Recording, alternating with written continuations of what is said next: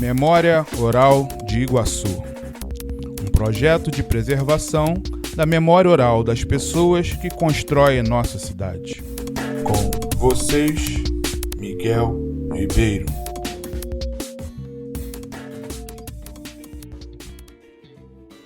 Meu nome é Miguel Ribeiro, mas para ser Miguel Arcângelo Ribeiro, né? Sou de setembro de 1959, sou maranhense, cidade de Mirinzal, cidade pequena, interior do Maranhão. Sou filho de lavradores, né? Hoje sou casado, sou advogado, tenho um casal de filhos e eu hoje presido aqui a Fundação Educacional e Cultural de Nova Iguaçu e sou também presidente do Partido da Cidadania. E quando que você veio para Nova Iguaçu? Eu vim para Nova Iguaçu em 1978, Cláudio.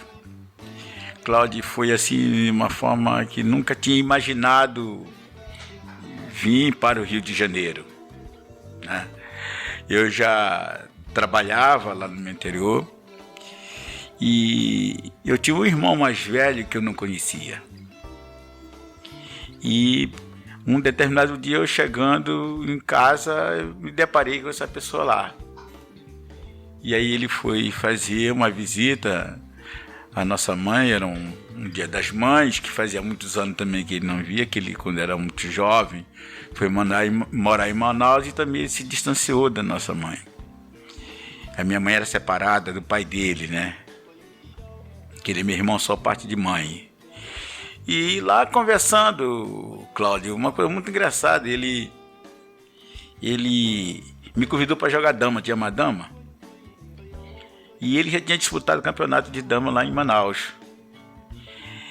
E a gente começou a jogar dama e a gente começou a jogar e gostar do jogo, um jogo muito equilibrado, e aquilo ele foi despertando, como é que uma criança, um adolescente, um jovem daquele lá, né, gostava, né, de jogar dama e se identificando exatamente com uma paixão dele, né. E quantos anos você tinha nessa época? Eu tinha 17 anos, né. E aí ele me perguntou para mim se eu topava vir para o Rio de Janeiro, era recém-casado, dono de comércio aqui, em Olinda na época, né, em Nilópolis. Eu digo, rapaz, eu topo. E é assim que a gente veio. E já são 40 a fazer esse ano, 43 anos que a gente vive aqui na cidade. Quer dizer, primeiro fui morar em Nilópolis e em seguida vim morar em Nova Iguaçu. Mas quando eu já morava em Nova, já comecei a ter uma relação com a cidade. Mas precisamente eu me mudei para Nova Iguaçu em 83.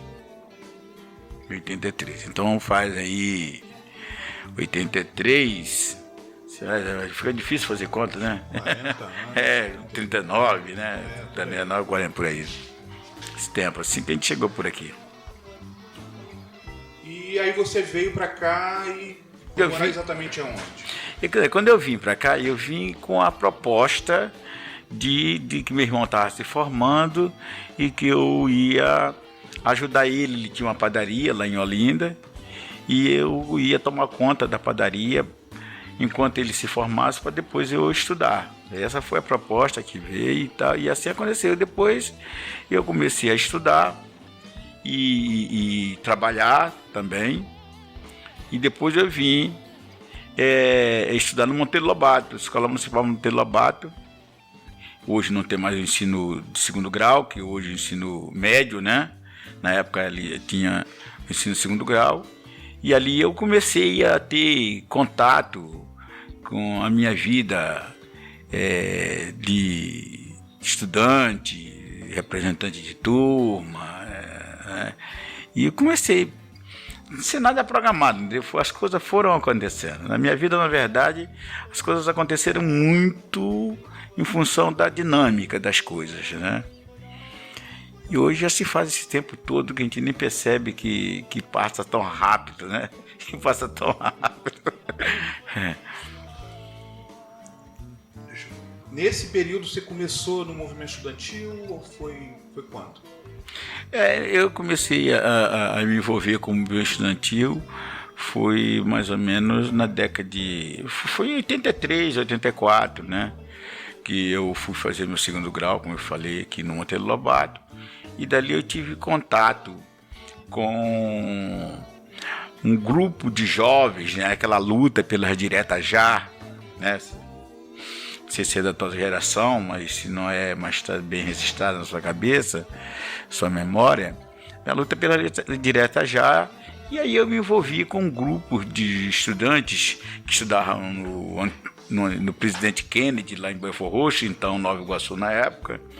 Estudavam também aqui no Instituto de Educação, aqui no Centro de João Luiz Nascimento, uma escola assim, que sempre foi muito presente em todas as vidas, né, estudantil da cidade. Dom Pedro II, lá em Mesquita, né, tudo isso era Nova Iguaçu. Vocacional, Castelo Branco, aqui, Luiz Guimarães, em Queimados. Às vezes essas coisas a gente acaba esquecendo, né? Porque a gente não conversa sempre, essas coisas vão tendo um certo lapso temporal que a gente acaba não registrando, né? Essa é a importância disso, né? A gente puxar essas memórias todas. E aí um dia, o Cláudio, eu estava lá na escola e uma professora que tinha uma diretora chamada Lindalva Garrido, professora Lindalva Garrido, que era a diretora da escola, resolveu cobrar uma taxa escolar. Né? Na época, o governo aqui era Paulo Leone, um governo que foi eleito, na época, com a vinda do Brizola, do estado do Rio de Janeiro. Ele foi eleito, São João do Meriti, tudo ele fez prefeito, né? E aqui ele quando se elege Paulo Leone fez inclusive uma coisa que foi muito importante na época, pena que não deu muito valor do resultado, foi fazer um congresso popular para discutir uma política de governo municipal. Eu me lembro que foi muito intensivo. Foi muito intenso esse debate, né, com a associação de moradores. O MAB tinha uma pujança, né? O MAB era um movimento que era o movimento mais vivo que tinha na cidade. Na verdade é isso. E por força até também de viver regime de exceções, ainda era um movimento na cidade que agregava todas as forças políticas, todos os democratas que lutavam contra o regime de exceção, a ditadura. Essas forças se organizavam por dentro também do movimento popular, não só dentro do antigo MDB, que era o Partido Guarda-Chuva, né, na época, mas também o movimento popular também abrigava bastante. A Igreja Católica teve um papel fundamental, tem e teve naquele momento, do Adriano, né? Essas lideranças. E aqui no movimento popular nós tínhamos muitas lideranças que pra gente era estímulo, sabe? Porque tinha pessoas que passavam assim, um conhecimento, um comprometimento com a causa, que eram Blaulo Rodrigues, Lúcia Souto, que chegou a ser deputada, Rose de Souza, que chegou a ser deputada, Antônio Ivo de Carvalho, que depois foi ser diretor da Escola Nacional de Saúde Pública, lá na Fiocruz, né? Dr. Nelson Naum, Enone. Tinha o Centro de Estudos Comunitários, pelo SEAC, não sei se você se lembra, de Marília, né? Era muito vivo a cidade era muito viva dentro de movimentos, né? Movimento sindical, movimento associativo.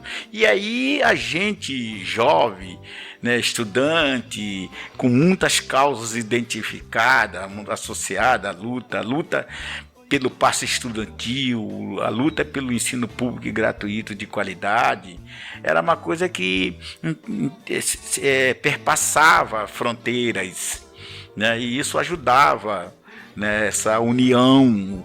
O debate das ideias a diferença das ideias não eram suficiente para para gerar atritos que impedisse essa luta que fosse um consenso.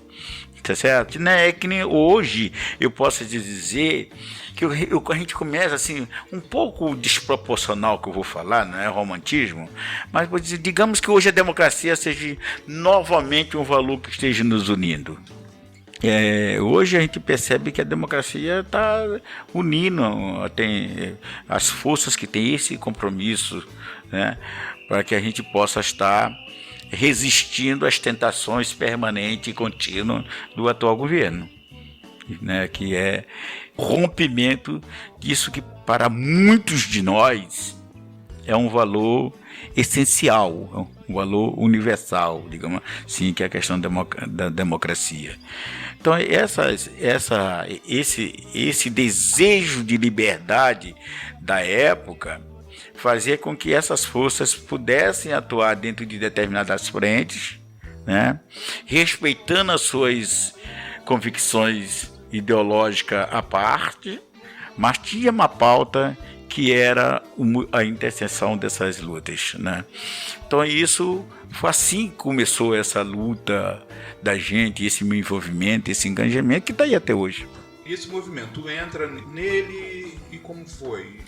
Desse grupo de jovens que eu iniciei, que estudavam nesses colégios, nós criamos uma comissão pró-UIES, União Iguaçuana de Estudantes Secundaristas, que era refundar a UIE que já tinha tido aqui, né?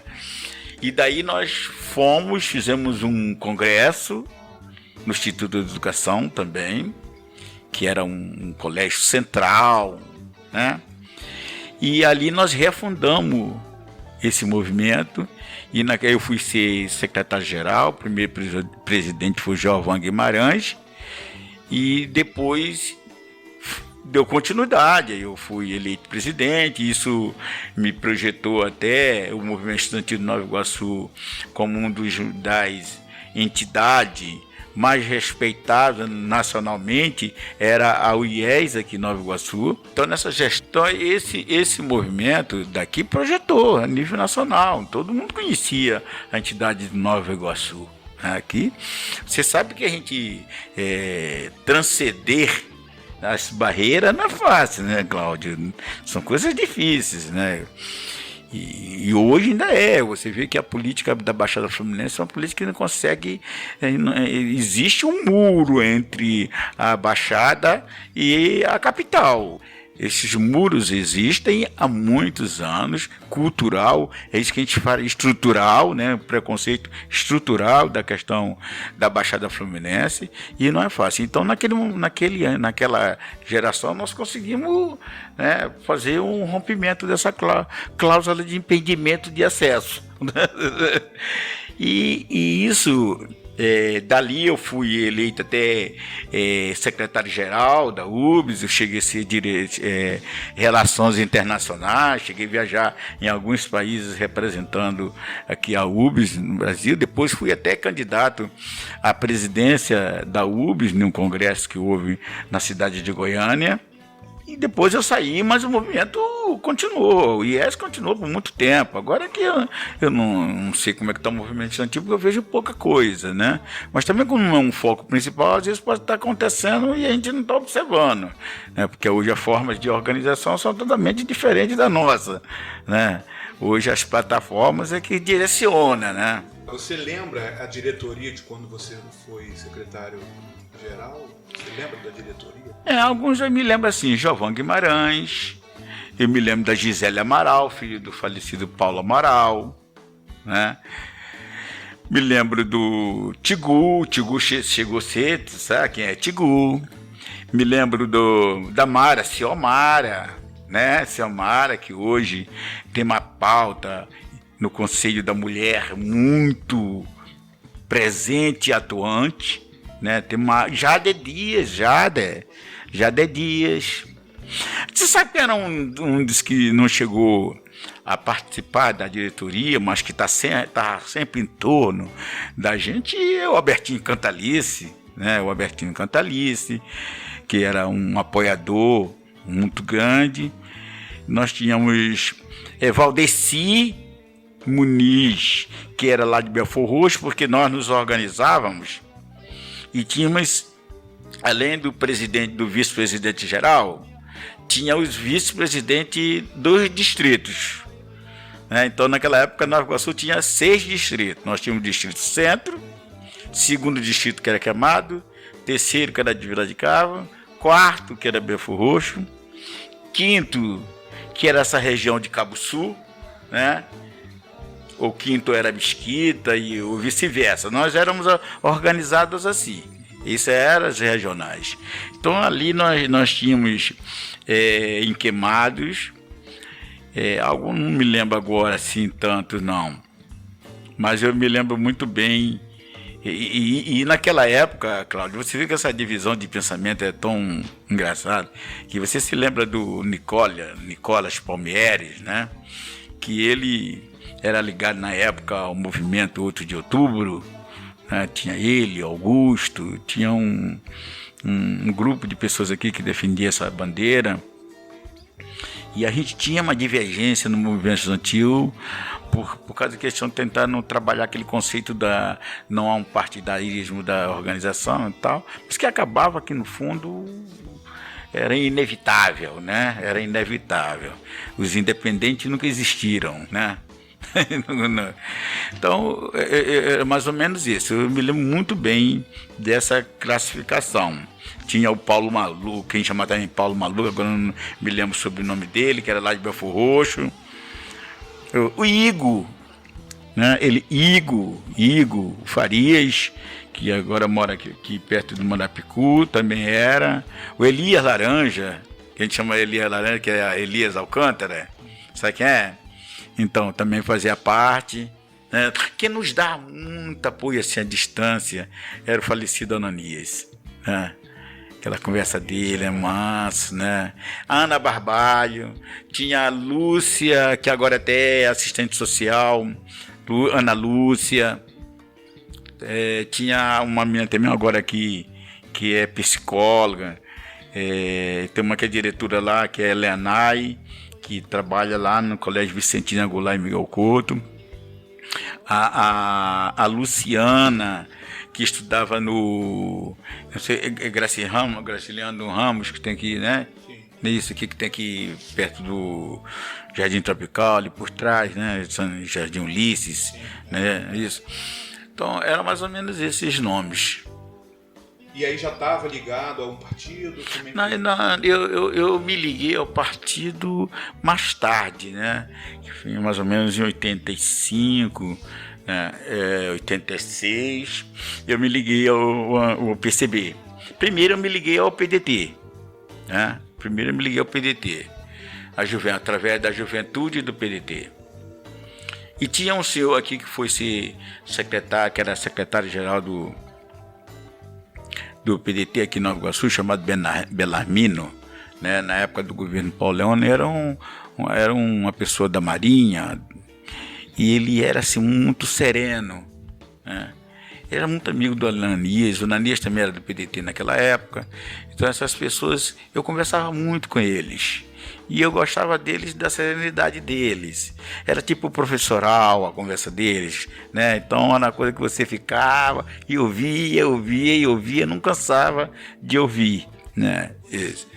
E a partir daí passei a ter um pouco de simpatia pelo PDT, quando o Brizola veio, com que rompeu o chaguismo aqui no estado do Rio de Janeiro. Mas depois eu me distanciei.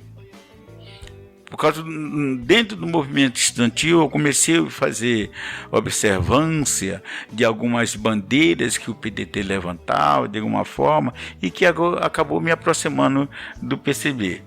Né? Ainda era clandestino, eu fui, depois vi para a legalidade, eu me desfiliei do PDT, né, quando o PCB veio para a legalidade, e me filiei no PCB. Aí eu fui alçado à condição de um dos membros da juventude do PCB a nível nacional, que nós tínhamos uma comissão a nível nacional, que era ligada à direção nacional do partido, que ajudava a organizar os jovens nos movimentos estudantis, nos movimentos culturais, etc. E eu fui uma desses 7 jovens que viajavam o Brasil inteiro ajudando a organizar a juventude do PCB, né? E depois eu agarrei e resolvi parar, né? Digo, eu não vou poder ficar a minha vida dedicada a fazer política profissionalizada, né? Eu tenho que me voltar a estudar, porque isso impedia, né, a minha frequência na sala de aula. E digo, eu tenho que voltar a estudar, tenho que organizar minha vida profissionalmente, trabalhar e atuar politicamente livre de amarras, entendeu? Então foi uma coisa que eu sempre pautei comigo. E aí eu vim, e depois teve congresso, isso já mais depois, né, em 93, veio ter o congresso do PCB que transformou no PPS, né, lá no Teatro Zácaro, em São Paulo, com a presença do Ulisses Guimarães, congresso memorial pra gente. E lá, o ruim é que houve um racha, né? Esse congresso que houve a mudança para o PPS, houve um racha. Muitas pessoas discordavam dessa linha de acompanhar aquele processo que estava acontecendo em mudança no mundo inteiro, especialmente no leste europeu. Muitos dos companheiros não entendiam que aquilo tinha a ver com a nossa vida orgânica e política aqui no Brasil, e aí esses existiam. Esses que resistiam a essa mudança foram refundar o PCB que existe hoje ainda. E uma outra parte deles aí saíram, foram para o PT, outros foram para outro partido, inclusive o Roberto Cantalice, o Deilson Teles, né? Foram pessoas que eram do PCB aqui, que migraram depois para o PT. Então, nesse momento, você estava um pouco distanciando do partido, você falou da questão de estudar, né? Quando você voltou a estudar? Nisso eu volto para a cidade, né? E eu volto para a cidade. Nunca me desliguei da cidade, tá certo? Mas deixei de ser andarilho. Aí eu voltei, foi na época de uma campanha eleitoral em que a Lúcia Souto foi candidato. Então nós ajudamos a Lúcia Souto ganhar. Quando a Lúcia Souto ganha o mandato de deputada, ela me convida, né? Ela me convida a fazer parte da equipe dela. E nisso eu fui ajudar a organizar o partido no estado do Rio de Janeiro, né? No estado do Rio de Janeiro. E aí eu voltei a estudar. Eu fui fazer minha faculdade. Logo em seguida casei e fui me atendo mais às nossas questões regional do estado, mas também com um pé mais presencial na vida de Nova Iguaçu, e daí não me desloquei mais. Por opção mesmo, nunca mais quis fazer retornar a essa vida de liderança nacional, embora eu seja do Diretório Nacional do Cidadania, embora eu seja da Fundação Astrogildo Pereira, que é a fundação que produz conteúdo para o Cidadania, hoje o antigo PPS, embora eu seja dessas direções, mas eu não tenho mais aquele papel de organizador, de sair por aí, então eu me fiquei muito na cidade, fui viver mais a cidade, né, criar meus filhos, trabalhar. Aí quando a Lúcia deixa de ser deputada, eu venho ser empresário na cidade aqui, né, no ramo de rações, né, veterinário, né, lá em Comendador Soares.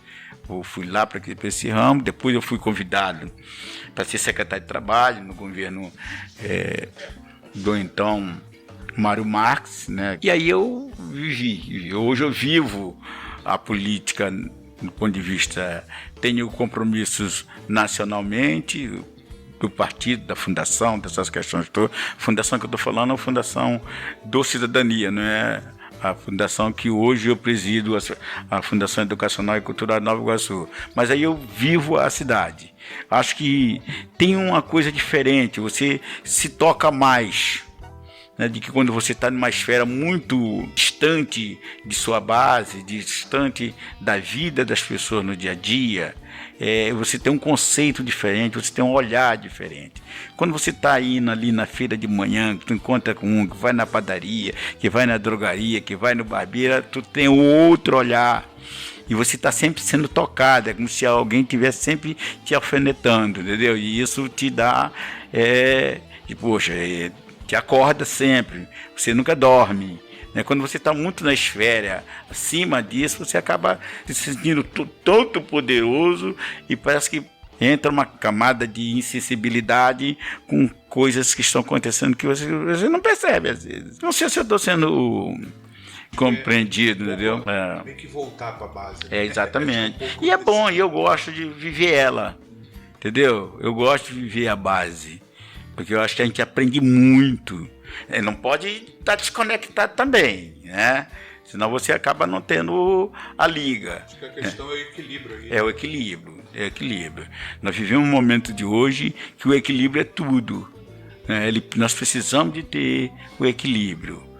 Nós não vamos romper. E eu conversava com alguns amigos essa semana sobre essa questão dos valores da democracia. Porque o debate no mundo hoje é que democracia nós temos. Qual é a qualidade da democracia que se quer? Quais são os valores da democracia que se quer? Porque uma democracia sustentável, porque vira e volta a gente tem ameaças. Porque ainda não tem uma democracia sustentável, ainda ela é muito capenga, muito contaminada, muito frágil, entendeu? Isso é um processo muito longo, né, Cláudio? Isso é um processo muito longo.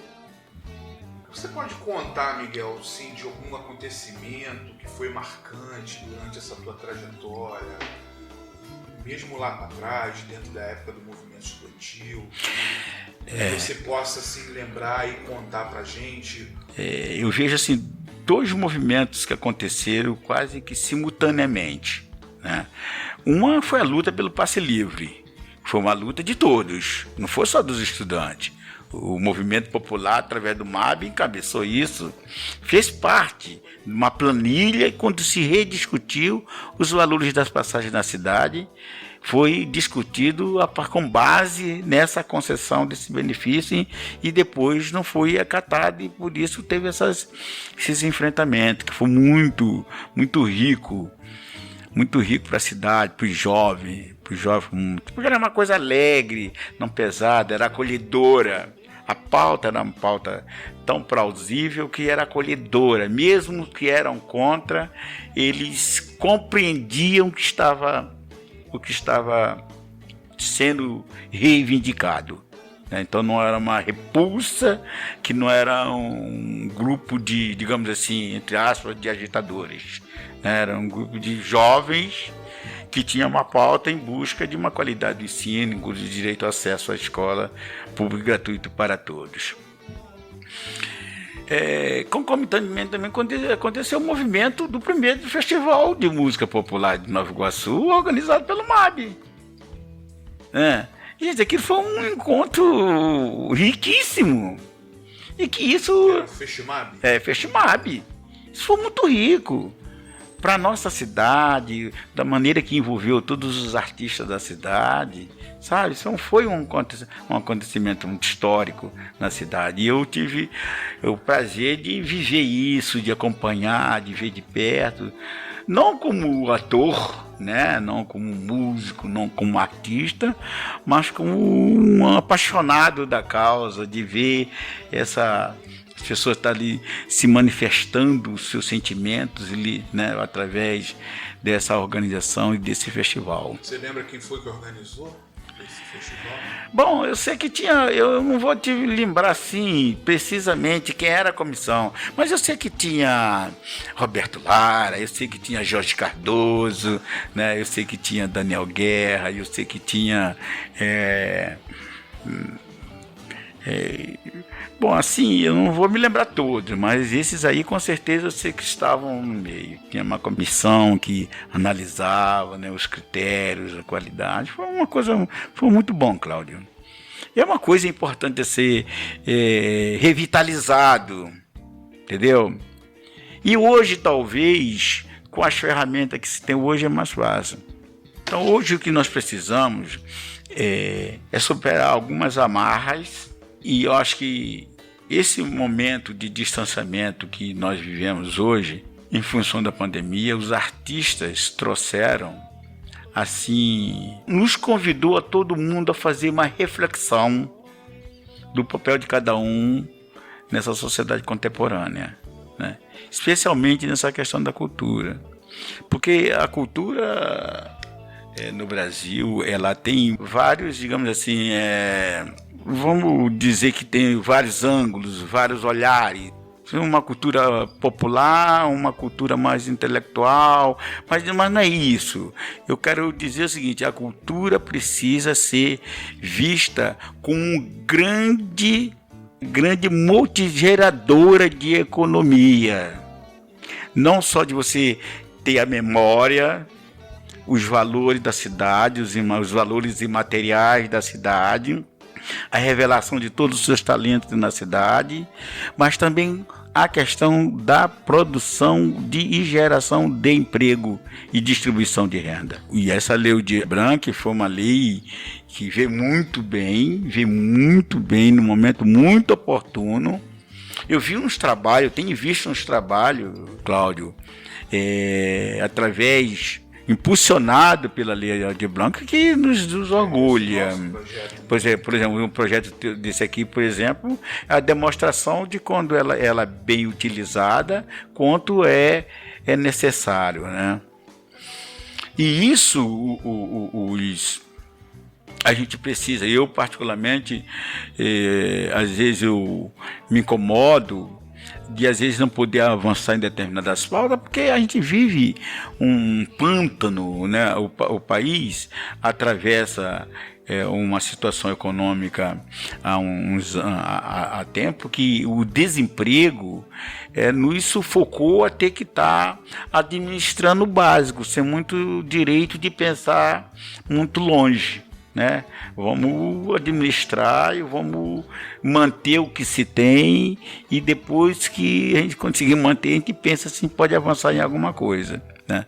Mas confesso a você que é uma pauta que a gente precisa. Eu inclusive, aqui conversando contigo, está passando várias coisas na minha cabeça que eu vou me incomodar. É um espetinho que foi provocado, né? Que te alertou, aquele do botequim que tu vai lá, que o cara falou: ô, fulano então não faz nada, tu tá ligado?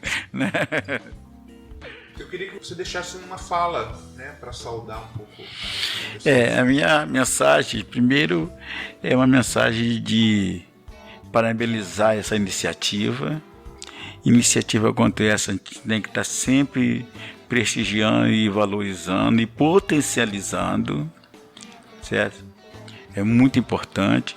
Segundo, eu acho que nós estamos vivendo num momento em que a gente precisa compreender que o diálogo, a união de forças, isso é fundamental para a gente superar as barreiras que nós estamos inventando. Nós não estamos atravessando um momento difícil, não é só por uma questão pandêmica, não é só por uma questão econômica, é por uma questão ideológica, que se a gente fosse retornar 10 anos atrás, a gente não poderia estar imaginando que nós estivéssemos vivendo este momento que nós estamos vivendo, né? Onde nós temos uma direção, uma pessoa na presidência da República que tem como a pauta o caos como forma de se estabelecer. É o caos. Então, quanto pior, melhor para alcançar suas estratégias, que não é republicana. E se nós já tivemos essa percepção, as forças políticas que já teve essa percepção e que tenha o compromisso com a questão democrática desse país, está na hora de botar a sandália da humildade, sabe? Tirar os interesses pessoais, que não é fácil de tirar, essas vaidades pessoais. Não é fácil, Cláudio, não é fácil, porque todo mundo quer dizer que tem razão, né? Mas nós precisamos ser minimamente mais humilde e compreender. Primeiro que o Brasil é esse gigante, como é. Então não é uma questão de um salvador da pátria. Ninguém vai dar solução no Brasil por toque de mágica. Ou é uma compreensão da importância das forças políticas comprometidas, e aí eu estou falando, não estou buscando rótulo, tá? Não estou buscando rótulo de esquerda, rótulo de direita, não estou buscando rótulo. Eu acho que essa questão democrática passa rótulo. Tá?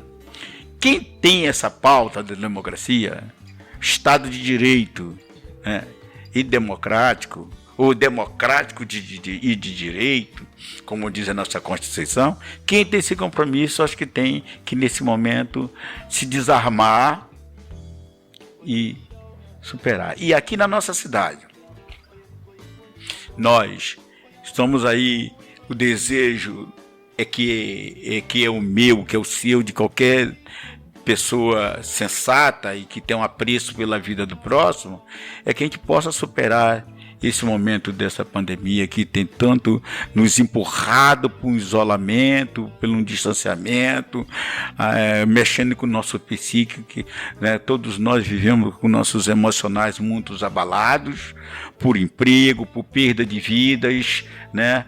Por tudo isso. Então, o nosso desejo é que a gente possa superar esta fase aguda que nós vivemos, para que a gente possa restabelecer, não o antigo normal, que esse antigo normal não virá. É bom que se diga que nós estamos tirando muitas lições boas deste momento também. Não vamos, a pandemia tem esse lado cruel das vidas, das perdas de emprego. Estava vendo aí o índice de violência doméstica que teve com a pandemia, é um negócio assustador.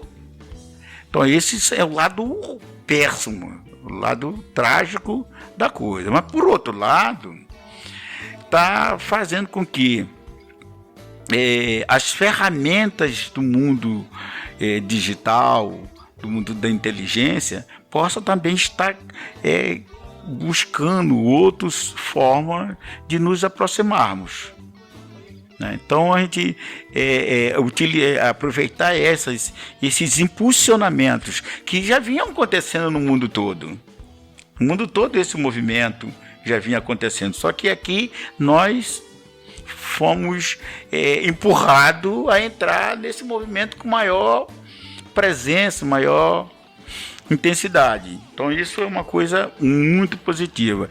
E, sobretudo, que essas novas as redes sociais, que hoje está a serviço, talvez a democratização da informação, ela tenha ajudado muito. As redes sociais, sem sombra de dúvida, ajudam muito, embora parcela significante utilize ela para destruir valores, né, criar isso que convencionou. Hoje você tem muita dúvida de saber se a matéria é fake news ou se é verdade. Quando você chega ao ponto de ter veículos de comunicação que tem aplicativo para você identificar se aquela informação é verdadeira ou falsa, isso é aberração do absurdo, mas é real. Né? Então, eu acho que se aproveitar dessas coisas que a pandemia nos obrigou a nos adaptarmos, nos aproveitarmos. Por exemplo, eu falo às vezes higienização. Essa questão é uma questão... usa máscara, por exemplo. De vez em quando você via uma pessoa ou outra com máscara na rua, às vezes você achava esquisito, né?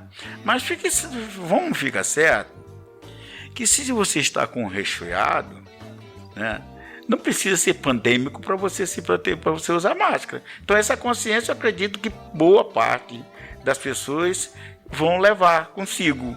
De você num ambiente ter uma higienização, ter um álcool gel na entrada, ter um banheiro decente. Isso tem que ficar. Esse aprendizado tem que ficar, tem que estar incorporado nas novos costumes nossos, nas nossas novas relações. Então é o que eu desejo. Estou muito esperançoso. Tomei minha primeira dose agora há pouco tempo, vou tomar a segunda e daqui a pouco espero que todos estejam vacinados para que a gente possa estar estabelecendo a nossa vida com mais segurança, transitando, voltar a tomar nosso chopp, nosso cafezinho, prosear naqueles locais que é tão prazeroso, né? É tão prazeroso e que a gente está tão distante, que isso faz mal para a gente. É verdade. Pô, muito obrigado, Miguel. Muito bom. Obrigado. Espero que possa ter contribuído.